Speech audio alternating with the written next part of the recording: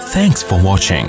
Don't forget to like, comment, share and subscribe to Mufti Tariq Masood, famous scholar. بسم اللہ الرحمن الرحیم. مفتی صاحب، جو لوگ پاگل ہیں، مغرور، معذور ہیں، اندھے بہرے گونگے ہیں، کیا ان کا حساب ہوگا قیامت کے دن؟ پاگلوں کا تو نہیں ہوگا، لیکن جو پاگل نہیں ہیں، معذور ہیں، تو ان کا حساب ہوگا. چاہے اندھے ہوں، بہرے ہوں، گونگے ہوں، جتنی اللہ نے ان کو سمجھ دی اس حساب سے سوال ہوگا نا. جو پاگل تو بیچارہ پاگل ہوتا ہے، وہ مکلف نہیں ہے. اگر کوئی شخص قیامت کا انکار کرے یا قرآن کے کسی حکم کا یا قبر کے عذاب کا، جنت جہنم فرشتے کا، تو کیا کافر ہوگا؟ جی کافر ہوگا. اگر کوئی ایسا انکار کر دے تو اس کے لیے دوبارہ ایمان لانے کے لیے کیا کرنا ہوگا؟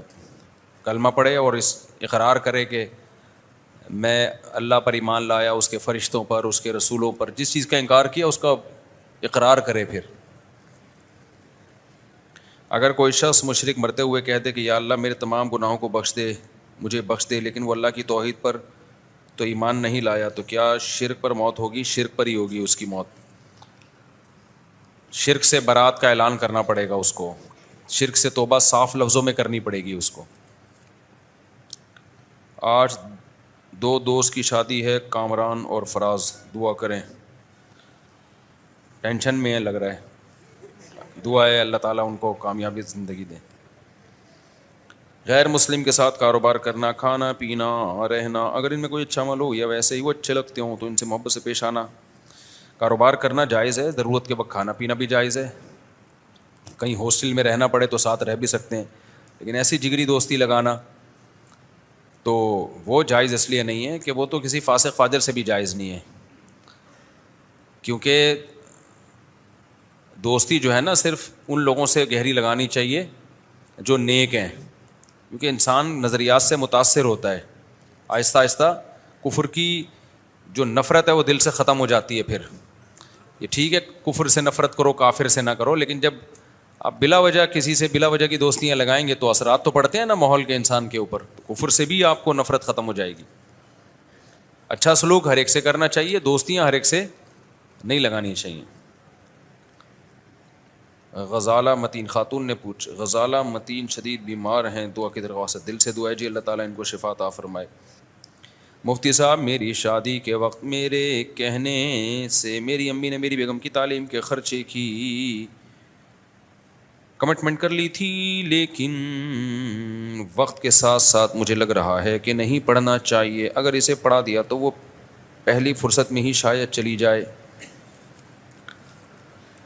بھئی آپ کے گھریلو معاملات ہیں، آپ زیادہ بہتر سمجھتے ہو، ہر ایک کے حالات ایک جیسے نہیں ہوتے. آپ نے جب وعدہ کیا تھا پڑھائیں گے، اس وقت آپ کی نیت پڑھانے کی تھی.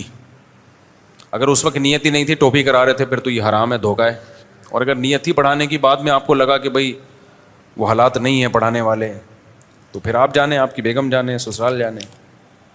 پھر یہ وعدہ خلافی نہیں کہلائے گی. حالات کے چینج ہونے سے انسان کی رائے چینج ہو جاتی ہے. مفتی صاحب، میں نے سوال یہ ہے کہ میں نے ایک جگہ، یار اردو کو اردو میں لکھ لیا کرو، کتنی اچھی بات ہوگی. اردو کا تو بیڑا ہی غرق ہو رہا ہے، اردو کو بھی انگلش میں لکھ رہے ہیں یار، اتنی مشکل ہوتی ہے پڑھنے میں. میں نے کہا تھا کہ جو شخص کھانے کے بعد ایک دفعہ سورہ اخلاص پڑھ لیتا ہے، کچھ بھی ثابت نہیں ہے کھانے کے بعد ایک دفعہ سورہ اخلاص. میں یاسر آپ سے ملنے کے لیے آیا ہوں پشاور سے، میرا بھی سفر ہے، مجھے اسپیڈ کے ساتھ نکلنا ہے، سمجھتے ہو، اس لیے آج میں ملاقات کسی سے نہیں کر سکتا کائنڈلی. تو مجھے سفر پہ جانا ہے، نکلنا ہے مجھے، تو ٹائم میرے پاس بہت کم ہے. آپ ہیں؟ اچھا ماشاء، آپ مسافہ کر لیتے ہیں. ابھی آ جائیں. اتوار کا بیان ہوگا، میں آ جاؤں گا اتوار سے پہلے. میرا نام محمد پیاز ہے، میرا تعلق وزیرستان سے ہے. میں اسپیشلی KPK سے صرف اور صرف آپ سے ملنے کے لیے آیا ہوں. وہ تو مل لیا میرا خیال ہے. وعلیکم السلام، کیا حال ہے؟ انڈی والان خادے دیغت نغت خولتی کڑے ٹول خادے. صحیح ہے. اچھا ماشاء اللہ الحمد للہ. اللہ پھر آئیں گے انشاءاللہ ضرور. اللہ جزائے خیر دے آپ کو. اسلام وزیرستان اسٹیشن ماشاء اللہ سب سیٹ چل رہا ہے وزیرستان میں. ٹول کھا دے. چلے اللہ جزائے خیر, جلدی سے لے لیں جلدی سے. چلو بھائی. اچھا بھائی مفتی صاحب, میرے والد نے مجھے وصیت کی تھی مرنے سے پہلے کہ جن رشتہ داروں سے ہم ناراض ہیں انہیں میرے جنازے میں شرکت نہ کرنے دیں اور زندگی بھر ان سے کوئی تعلق نہیں رکھنا. ہم ان کی فوتگی پہ گئے, وہ بھی فوتگی پر آئے, ہم نے منع نہیں کیا. فیاض احمد فیصل آباد سے. یہ وصیت پر عمل کرنا لازم نہیں ہے, جنازے میں کوئی کسی کو نہیں روک سکتا بھائی. دوسرا کہ اس میں اگر کوئی بہت بڑا ظلم زیادتی نہیں کی انہوں نے, تھوڑی بہت ناراضی تھی, تو قطع تعلق بھی صحیح نہیں ہے رشتہ داروں سے. اللہ والد صاحب کی مغفرت فرمائے جی. میرا ایک بہت عزیز دوست ہے گلگت کا, وہ اسماعیلی ہے. میں نے سنا ہے کہ اسماعیلی غیر مسلم ہے. میرے دل میں بہت خواہش ہے کہ وہ مسلمان ہو جائے, لیکن میری نہ ہمت ہوئی اور سمجھ میں نہیں آ رہا کہ اسے کیسے قائل کروں. میری رہنمائی فرمایا, میں آپ کی ویڈیو اسے بھیج کے قائل کرنے کی کوشش کروں گا. اس سے پہلے وہ مارکیٹ سے, ایسا نہ ہو کہ اس سے پہلے وہ مارکیٹ سے شارٹ ہو جائے. عامر جدوں ہری پور ہزارہ. بھائی ویڈیوز بھیجیں علماء کی, یہی ہے. خود سے کسی کو جب آپ کہتے ہو نا تو اگلا ضد میں آ جاتا ہے. ایسے ڈائریکٹ کسی کو تبلیغ نہیں کرنی چاہیے, ضد میں آ جاتا ہے آدمی. بیانات بھیجیں علماء کے, بہت سے اسماعیلی مسلمان ہو چکے ہیں, ان سے دوستی کرا دیں.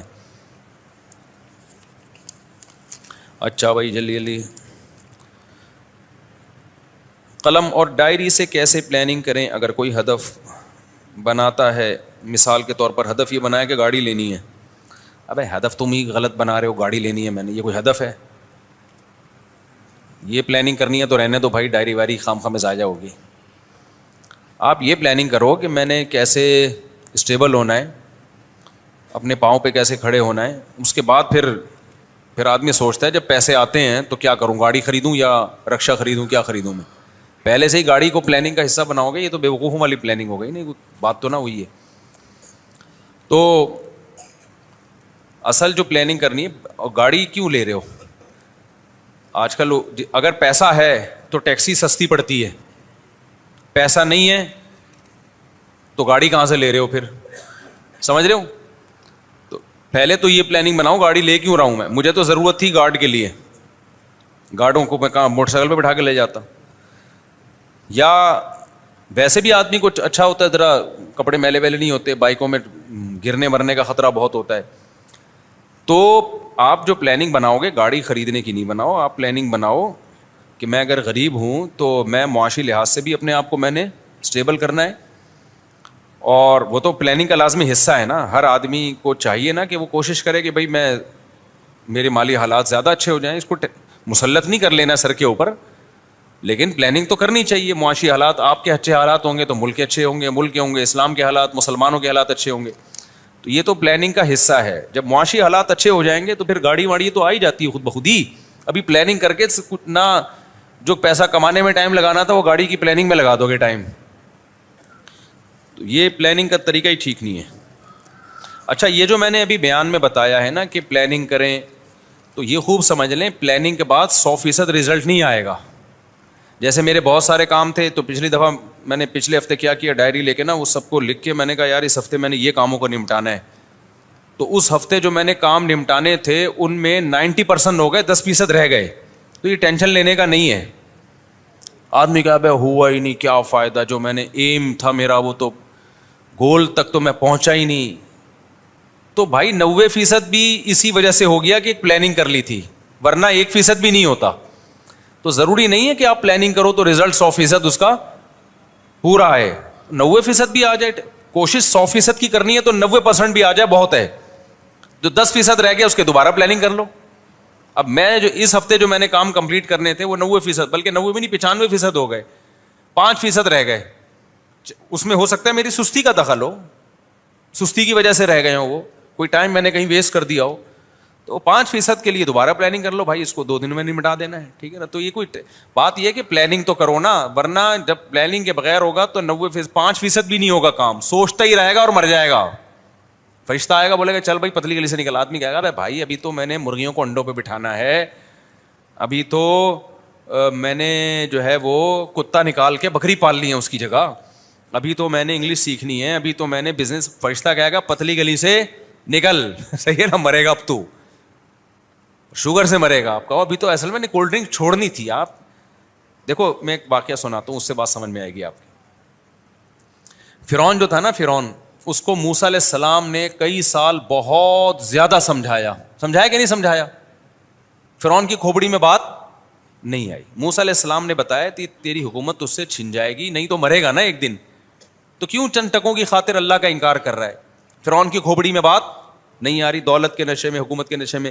لیکن آپ کو پتا ہے جب فرعون ڈوبنے لگا تھا تو فرعون نے صرف اتنا نہیں کہا کہ میں اللہ اور موسیٰ پہ ایمان لایا, نہ, فرعون نے کہا انہو ضمیر قصہ کہلاتی ہے, ضمیر شان.